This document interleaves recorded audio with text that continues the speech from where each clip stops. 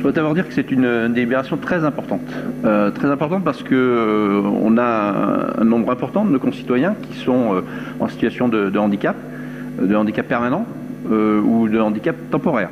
Il y a une grande partie, et je pense que dans cet hémicycle, un certain nombre d'entre nous, ça a été mon cas il y a quelques mois, peuvent se retrouver de manière temporaire en situation de handicap.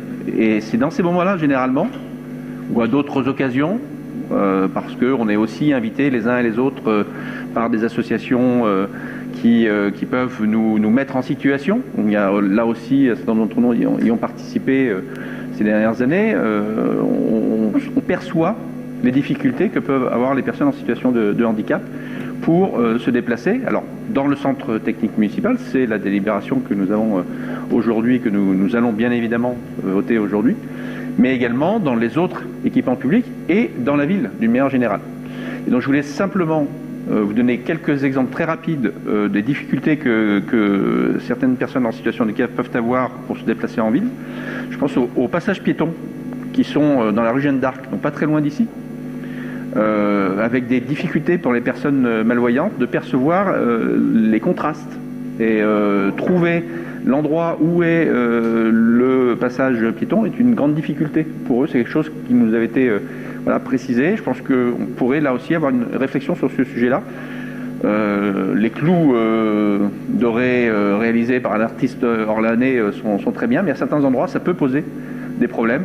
Donc je pense que on pourrait avoir une réflexion, pourrait être menée sur ce sujet-là pour trouver une solution, pour éviter ce problème. Je pense également à un certain dénivelé, à la place du Mar 3 en particulier, qui sont dangereux. Et là, ça va au-delà des personnes qui sont en situation de handicap. C'est aussi des personnes qui ont un petit peu de difficulté à se déplacer et qui régulièrement se heurtent à ces petites marches qu'on ne voit pas, qu'on ne perçoit pas et qui peuvent être très dangereuses. Et puis, d'une manière plus globale, il y a des revêtements qui sont utilisés, et ça depuis quelques années maintenant, qui sont très glissants. Et donc, voilà, tout ça, ce sont manière un petit peu, évidemment, là, très rapide et concise, les difficultés qui peuvent être rencontrées par les uns et les autres.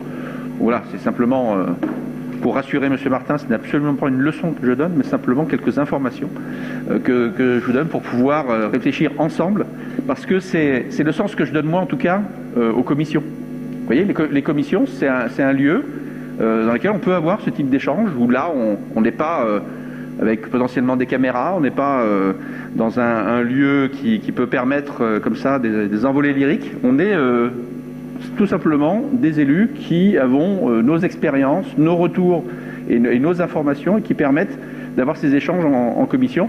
Et voilà, si ces commissions étaient consacrées à ce type d'échange, je peux vous dire qu'on prendrait plaisir les uns et les autres à y participer. Et si dans le passé, il a été en effet, et ça a été le cas, un certain nombre de commissions étaient peu fréquentées par les élus de l'opposition, comme ceux de la majorité, très clairement, c'était directement lié au fait que être dans une commission et voir passer les délibérations sans avoir possibilité d'avoir un véritable échange n'a pas grand intérêt. Donc il se trouve qu'il y a un certain nombre de commissions qui fonctionnent et qui fonctionnent très bien, et j'y participe avec plaisir autant que possible.